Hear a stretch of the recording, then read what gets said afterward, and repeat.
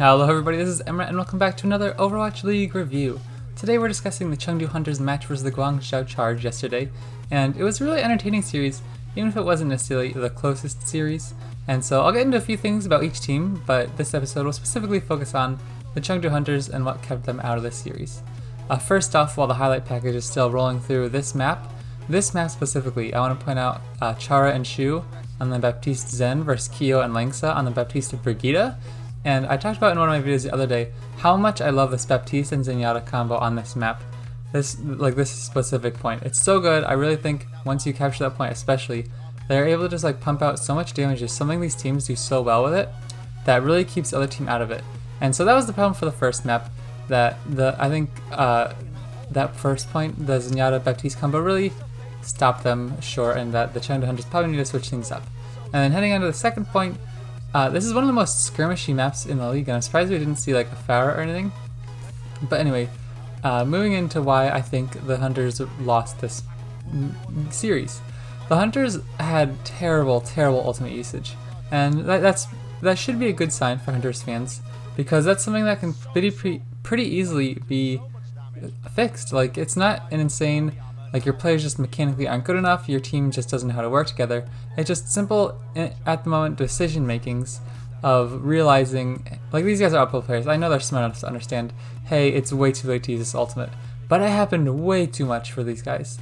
And I don't know if it'll show any in this highlight package, but if you go back and watch through the whole match, it's easy to see. You don't need to be an analyst to notice it. The commentators point out almost every time it happens. There are so many times when the fight is already over, and the Hunters just use ultimates like crazy.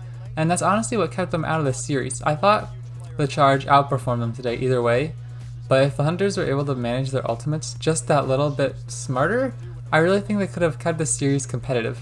And it's things like that keeps them at the bottom of their conference, because they're mechanically not an awful team, and I think they still have some things to figure out with what team composition, or not team composition, but roster they're best with, because we've still seen a lot of substitution for Among, for A-Ting, and stuff like that, which isn't necessarily a bad thing. Obviously roster flexibility is good, but I think they still don't know which one they're best with yet.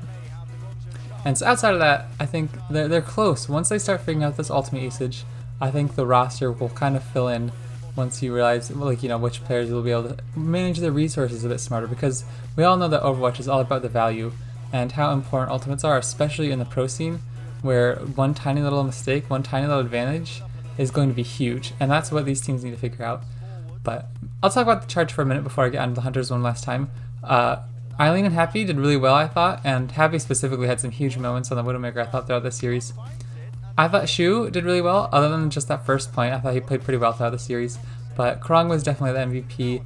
I believe it was Bren was going absolutely nuts over how good Krong was playing, and he was hitting some really good accretions, just really strong Sigma play. And of all the recent hero releases, I love watching Sigma the most. I really think his playstyle, just the way his character works, is so interesting, and we don't really get that kind of gameplay from other tanks in the league. So I'm really excited that Sigma's, a pretty consistent player at the top of the level, at the top scene. I think he's a really interesting tank to watch and creates a lot of dynamic gameplay, and Krong has definitely mastered him, and that's going to help push Charge for that top 2 spot in the league, behind the Dragons, at least in the Pacific Conference. And so other than that, let's move back on to the Hunters and what stopped them from winning later in the series.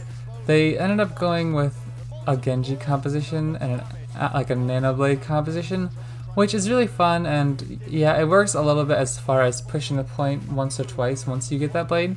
But in that meantime, when you're building up Blade and Nano, it's almost entirely useless against most of these professional teams. They're so good at dealing with the dive and just building up their own ultimates in the meantime, that a lot of times it gets so shut down. Honestly, when you watch the Genji's blades, look how much spam comes their way. You got halts, you got accretion rocks, everything just kind of shuts it down immediately. And even Eileen on the Torbjorn, his Molten Core was able to do a whole bunch to help slow down the blades, and it really made it difficult for them to do anything, even though the Hunters are known for kind of being able to play that Genji on a playstyle well.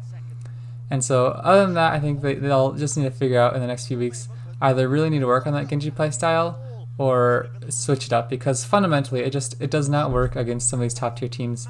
due to its nature of waiting, build up the ult, wait. Okay, go in, hope it works.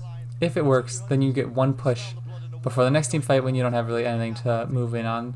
And so I think the Chengdu Hunters really comes down to ultimates, then, doesn't it? One, their ultimate usage for base compositions like the one we're seeing on screen, and then ultimate, like composition around ultimate when it comes to other maps where you're trying to build up the blade and stuff. So other than that, I was really impressed with the Guangzhou charge against the Hunters this week. I think it's basically what we could have expected. I just think the Hunters could have kept it a bit more competitive. But other than that, I can't wait to see the Hunters and the Charge play the rest of this week. I know the Charge have a big match against NYXL, which after a match like this, I'm feeling more confident that the Charge could take it. But I'm still torn, because part of me, I constantly, I love Saviolbi, I love Jonak. I want to root for those guys, but these Charge, they're looking good. They're I think, arguably the second best team in AFAC right now, and especially with Eileen's Torb and Happy's Widowmaker, that they're looking nuts. Also, we just saw in there, Happy definitely got the best of Bacon Jack and leave this series, but he's a star, and I think he's gonna put NYXL's DPS duo, whatever one they field, on the line. And so I'll see you guys next time. I hope you enjoy the games this weekend. I've been Emrat.